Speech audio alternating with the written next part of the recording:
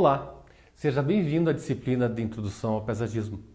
Sou o professor Emílio Trevisan, engenheiro florestal e doutor em Meio Ambiente e Desenvolvimento. Trabalho junto ao Departamento de Fitossanidade no curso de Agronomia na UEPG e ministro as disciplinas de Silvicultura e de Paisagismo. Nosso curso está organizado da maneira que segue.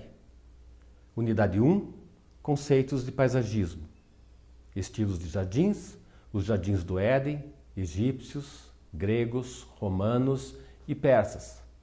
Os jardins suspensos da Babilônia.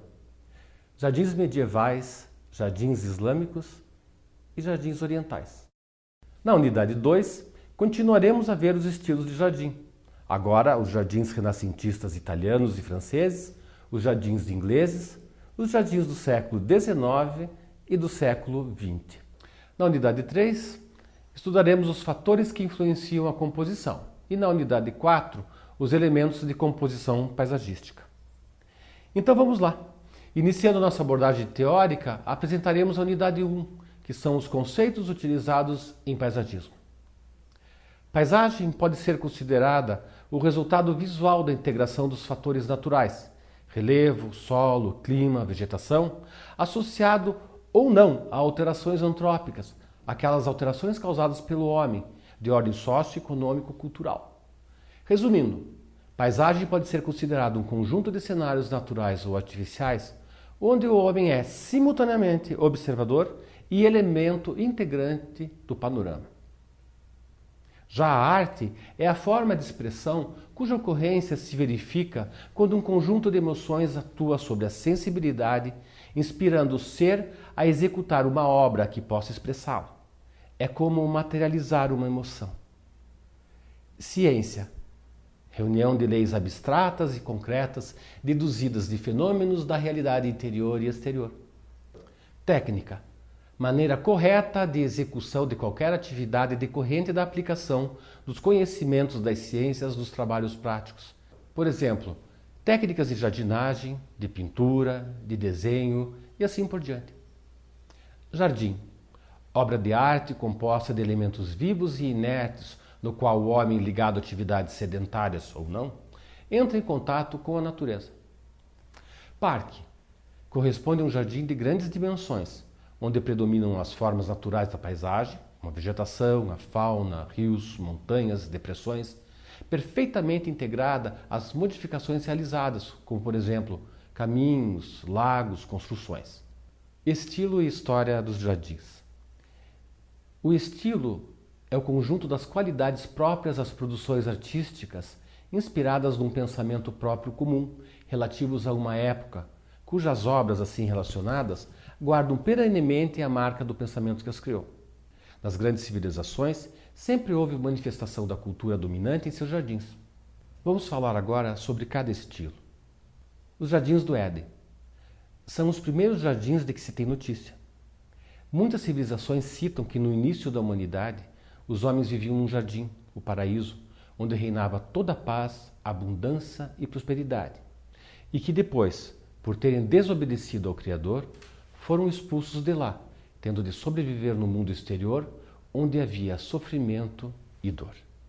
Os jardins egípcios são, em geral, apenas complementos da arquitetura, que tinha seus expoentes máximos na construção de palácios, templos, fortalezas e sepulcros.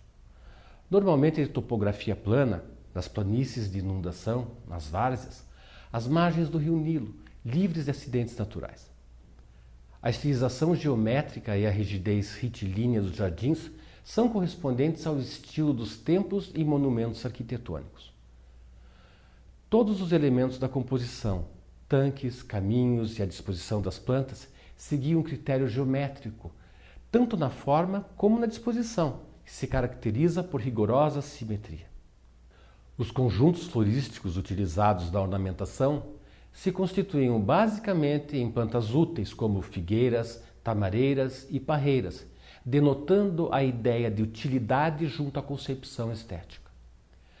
Outra característica se refere às representações matemáticas e astronômicas expressadas na geometria dos jardins, através do que era possível difundir conhecimentos científicos e religiosos.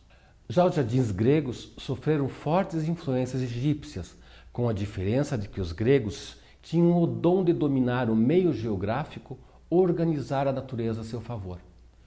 Os jardins gregos se desenvolviam em locais fechados, sem muita organização.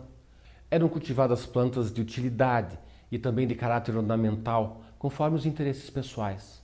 Horta, jardim e pomar constituíam um mesmo ambiente, recortado por caminhos e outros equipamentos, sendo comum a utilização de fontes e chafarizes. Suas principais características são o traçado que acompanhava as formas naturais do terreno. Utilizavam a simplicidade e não tinham preocupação com a rigidez das linhas. Não usavam simetria. Todas as características dos jardins gregos eram condicionadas à topografia do local. Espécies utilizadas: plátanos, parreiras, oliveiras, jasmim, pópulos, álamos ou chopos. Eram mais religiosos do que ostensivos. Tiveram origens em tumbas sagradas, fontes e rios, onde se acreditava serem habitados por deuses e abrigo de ninfas e sátiros. Eram fora da cidade.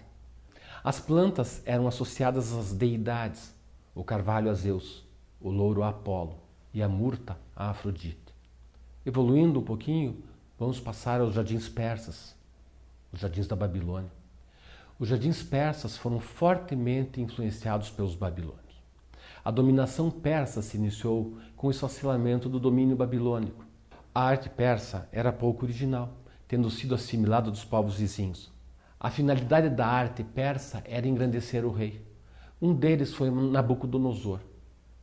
Usavam perfumes e essências como povos orientais. Assim sendo, introduziram nos jardins plantas floríferas e perfumadas, passando a vegetação a ser mais estimada pelo seu caráter odorífero do que por qualquer outro. Os jardins eram praticamente construídos para gozar das delícias da natureza e principalmente para a recreação, ao contrário dos egípcios, que também os exploravam de forma utilitária. Esse aspecto pode caracterizar os persas como os precursores do conceito moderno de jardim, ou seja, o da ornamentação. Tiveram grande influência grega e egípcia. Os jardins persas, assim como os egípcios, eram compostos normalmente de formas geométricas, simétricas.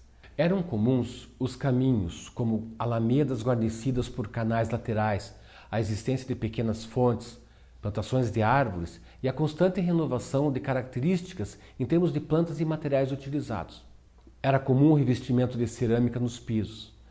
As espécies mais utilizadas eram cipresses, roseiras e jasmins. Deve-se ter em mente que na Babilônia, depois Pérsia, hoje Irã, se encontravam os famosos jardins suspensos, uma das 7 maravilhas do mundo antigo. Vamos agora aos jardins romanos. Os jardins romanos sofreram grande influência grega e também das velhas civilizações itálicas. Possuem um pouco a originalidade, com grande influência grega e da cultura itálica. Com os gregos, através dos etruscos, os romanos aprenderam a forma da representação da natureza, mas aí com interpretação própria. Da cultura itálica, assimilaram principalmente a simetria e a axialidade, que se manifestaram na organização de campos militares, caracterizados por 2 artérias perpendiculares. Seus jardins apresentavam estilos diferentes, sempre com grandiosidade e magnificência de composição e com perspectivas vastas. Valorização arquitetônica da paisagem, com obras como reservatórios de água, que davam dinâmica à paisagem, aquedutos, edifícios com patamares, fachadas e pórticos. Usavam mais o jardim para o aspecto recreacional. Utilização metódica e ordenada de elementos de composição. A topografia era uma característica muito importante. Havia estátuas e esculturas nos jardins. Quando da dominação romana na Grécia, muitas obras foram trazidas para a Península Itálica, que sem utilidade foram colocadas nos jardins, o que agradou a cultura da época. Proporcionavam a interpenetração casa-jardim. Espécies mais utilizadas: plátanos, ciprestes, álamos ou chopos, roseiros. Jardins medievais. A Idade Média é o período da história da Europa que se situa entre a data da queda do Império Romano do Ocidente e a queda de Constantinopla, que corresponde ao fim do Império Romano do Oriente. Europa em 1000 anos de caos. A insegurança era a maior característica dessa era. Havia muita ignorância. As pessoas não sabiam ler nem escrever. As invasões haviam acabado com a maioria das bibliotecas, escapando apenas aquelas que se achavam em mosteiros sólidos que não foram tomados pelos bárbaros. Assim, os monastérios eram depósitos de sabedoria, vínculo com o mundo clássico, com a Roma, Grécia Antiga. Apresentavam um espaço central jardinado. Seus jardins tinham grande importância simbólica para os cristãos, assim como foi para os muçulmanos e chineses. Representavam o paraíso. A fonte central, a Virgem Maria. As veredas retas, o caminho do verdadeiro cristão.